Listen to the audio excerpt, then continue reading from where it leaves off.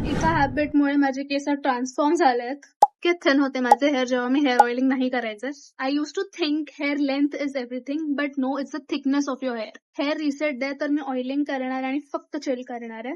First is डिटँगलिंग, मग माझा massager so that the oil penetrates better. हलक्या हाताने करायचं आहे हे. चांगला 3-4 मिनिटं मसाज करायचा आहे. दिस इज ऑप्शनल, हाताने पण करूच शकतो.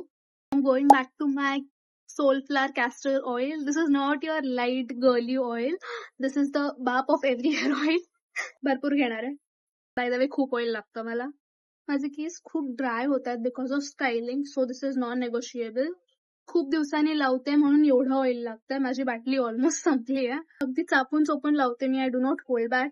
लावून झालाय माझं, तासभर ठेवणार आणि मग डबल शॅम्पू करणार आहे. Anyways, if you are not oiling your hair, get on to it. Go to the basics. आणि कशाची लिंक हवी असेल तर खाली कमेंट करा.